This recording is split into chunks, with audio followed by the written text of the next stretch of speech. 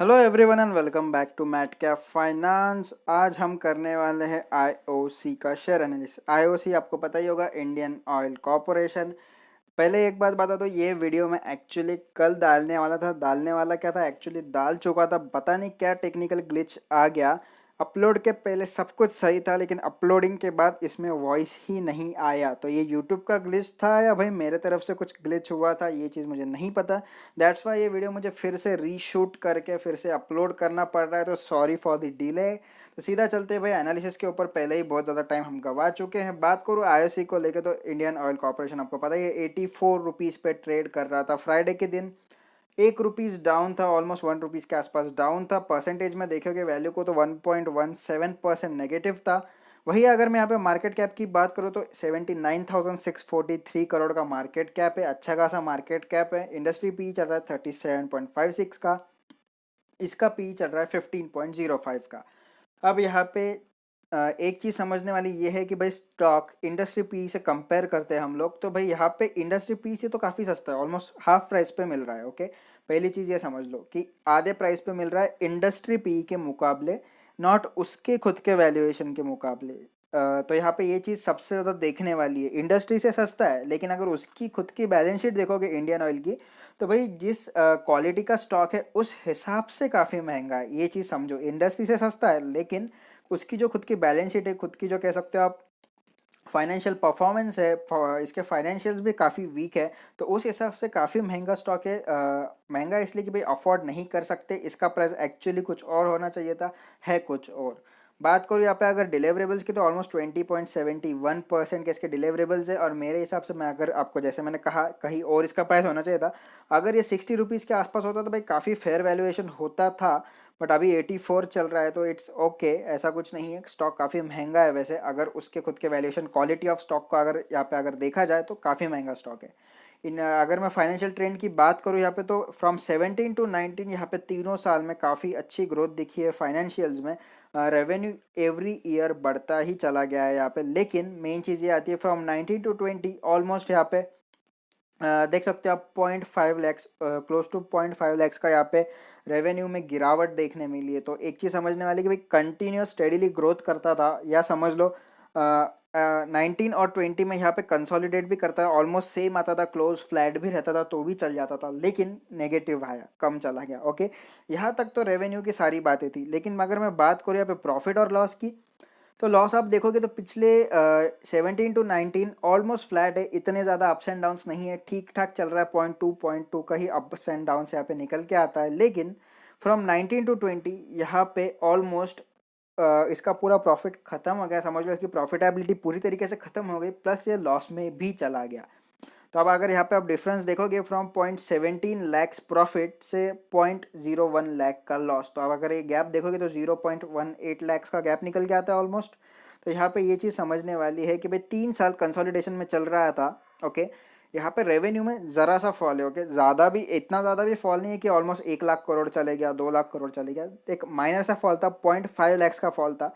तो यहाँ पे प्रॉफिटेबिलिटी आधी होनी चाहिए। तो मेरे हिसाब से यहाँ पे प्रॉफिटेबिलिटी अगर आप देखोगे तो आधी भी होती थी, जबकि आधी से भी कम हुई है। लेकिन आधी भी रहती थी तो 0.9 लैक्स तो आराम से निकल के आते थे, 0.8 टू 9 लैक्स। तो यहाँ पे ये माइनस में चलेगा। तो ये एक सबसे बड़ी यहाँ पे फ्लॉ दिख रहा है मुझे कि भाई इसकी परफॉर्मेंस इतनी अच्छी नहीं है। स्टिल यहाँ पे सेल बढ़ रहा था कंपनी का, लेकिन प्रॉफिटेबिलिटी नहीं बढ़ रही थी। और यहाँ पे लॉस भी बना गया ऑलमोस्ट 2020 में। आप 2021 का जैसे आएगा वो देख लेंगे। वैसे Q2 के रिजल्ट्स भी इतने कुछ खास नहीं थे आईओसी के, मैं अगर बताऊँ तो ठीक ठाक रिजल्ट है। और मैंने उस पर वीडियो बनाना भी ज़रूरी नहीं समझा, क्योंकि ना उसमें कोई बाइंग पोजीशन बन रही है, ना कोई सेलिंग पोजीशन बन रही है। स्टॉक बस चले ही जा रहा है अपनी ही धुन में। ओके, तो वो ऐसा स्टॉक कुछ बाय करके हमें कुछ फ़ायदा होने भी नहीं वाला है। तो ऐसे स्टॉक्स पर वीडियो ना बनाए तो ज़्यादा अच्छा होता है। बात करो अगर प्राइस कंपैरिजन की, तो भाई यहाँ पे आईओसी, हिंदुस्तान पेट्रोलियम, एचपी और बीपीसीएल यानी भारत पेट्रोलियम, ये तीनों स्टॉक के कंपैरिजन हम करने वाले हैं। तो यहाँ पे तीनों में आप देख सकते हो सबसे ज़्यादा प्राइस में गिरावट किसकी है, तो आईओसी की है पिछले एक साल में। ओके, पिछले एक साल में ऑलमोस्ट 33.31% की गिरावट देखने मिली है। वहीं अगर एचपी की बात करो तो 22% की गिरावट है। और वही बीपीसीएल की बात करो तो 25% की गिरावट है। तो यहाँ पे प्राइस में सबसे ज़्यादा डिफरेंस आता है आईओसी के लेके। ठीक है, बीपीसीएल और एचपी भी थोड़े सफ़र कर रहे हैं, लेकिन सफ़र करने के बावजूद इन पे इतना ज़्यादा इम्पैक्ट नहीं आया जितना इंडियन ऑयल पे आया। ओके, इंडियन ऑयल पे काफ़ी ज़्यादा इम्पैक्ट आया। आप अगर इसको कंपेयर करते हो एचपी से, तो ऑलमोस्ट 11% का ज़्यादा इम्पैक्ट इस पे गिरा है। बीपीसीएल से कंपेयर करते हो तो 8% का ज़्यादा इम्पैक्ट इस पे देखने को मिला है। तो इसकी फाइनेंशियल वीकनेस यही समझ में आती है कि इस पे प्राइस के, इसके शेयर प्राइस पे इतना ज़्यादा इम्पैक्ट आ रहा है। और दूसरी चीज़ बता दूँ, शेयर प्राइस सिर्फ उसके फाइनेंशियल्स के वजह से नहीं आता है भाई, ये होता है बाइंग और सेलिंग के वजह से। ओके, लेकिन अगर आप स्टडी करोगे तो आपको अगर फाइनेंशियल स्ट्रांग दिखेगी तभी जाके आप बाय करोगे ना। अननेसेसरी कोई स्टॉक क्यों जाके बाय करेगा, सबसे पहली वाली चीज़ तो यहाँ पे ये चीज़ ऐसे रिलेट होती है। आप बोलोगे नहीं तो कमेंट में, भाई प्राइस तो बाइंग सेलिंग सेंटिमेंट्स पे डिपेंड करती है, फाइनेंशियल्स पे डिपेंड नहीं करती, ये इनडायरेक्टली फाइनेंशियल पे डिपेंड करती है, ये चीज़ पहले समझ लेना। शेयर होल्डिंग पैटर्न की बात करूँ तो 51.5% शेयर है प्रमोटर्स के पास में, म्यूचुअल फंड वालों के पास है 5% शेयर होल्डिंग, डोमेस्टिक्स वालों के पास 13% की शेयर होल्डिंग, एफआईएस के पास 6% और अदर पार्टीज 29%। अब यहाँ पे अब बाकी चीज़ों को देखोगे, सिर्फ दो चीज़ें हाईलाइट होंगी यहाँ पे, प्रमोटर्स और अदर पार्टीज यानी कि रिटेल इन्वेस्टर्स, हम जैसे लोग।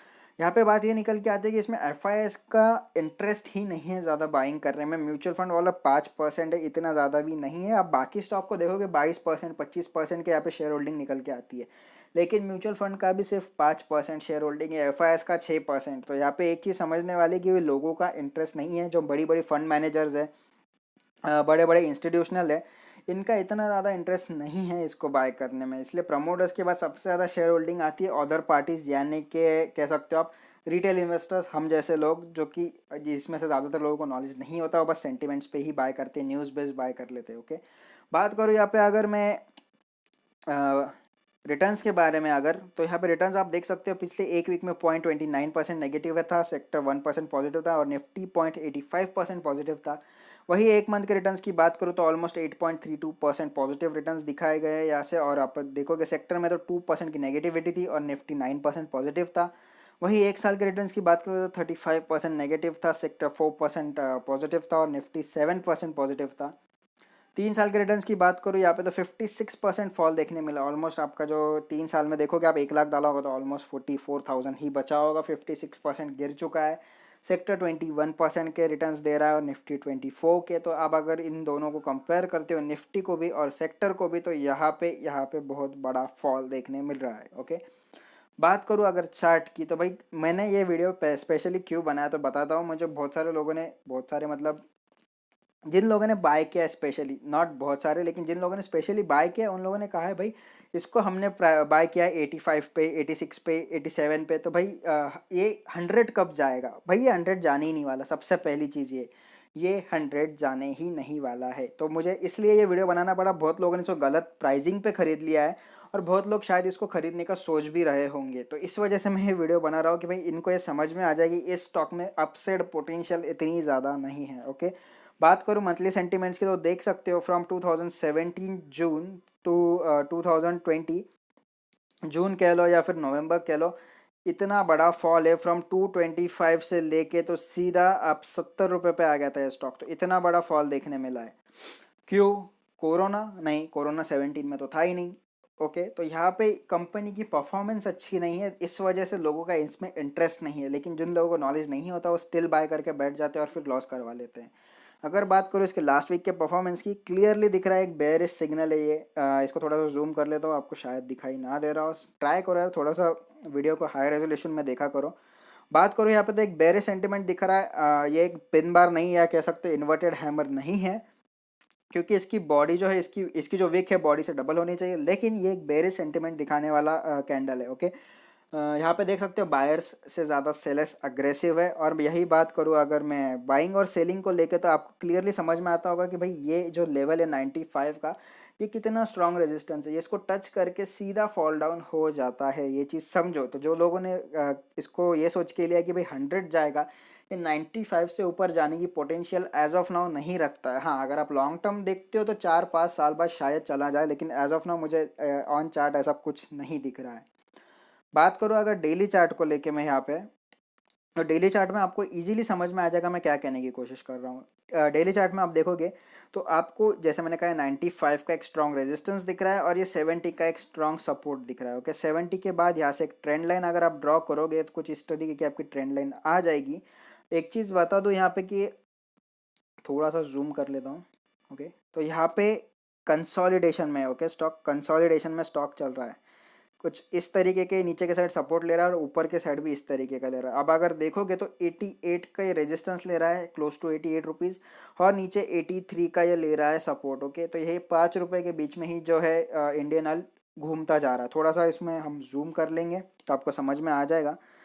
यहाँ पे जो है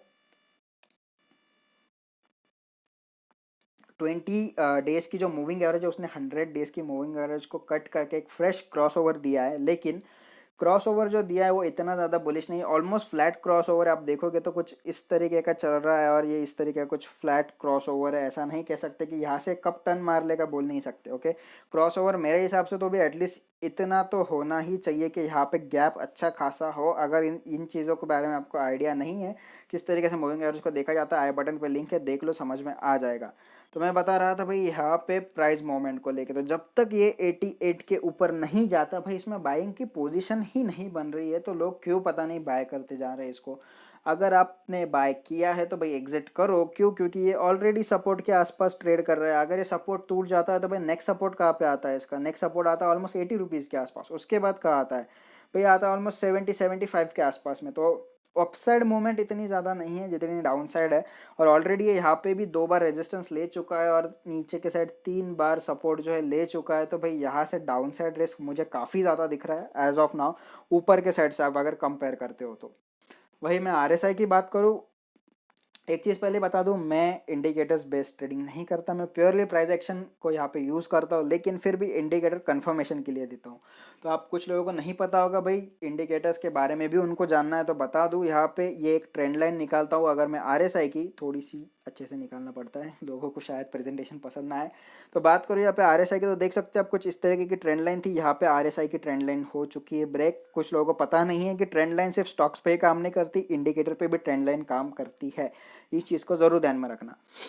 तो यहाँ पे जैसा देख सकते हो आरएसआई की स्ट्रेंथ ऑलरेडी डाउन हो चुकी है। 58.26 के आसपास आरएसआई आ चुका है, ऊपर 80 टच करके आया है ऑलमोस्ट। तो यहाँ पे ट्रेंड लाइन बता रही है ट्रेंड लाइन टूट चुकी है। तो ऑलमोस्ट यहाँ पे इतना आरएसआई, ओ सॉरी,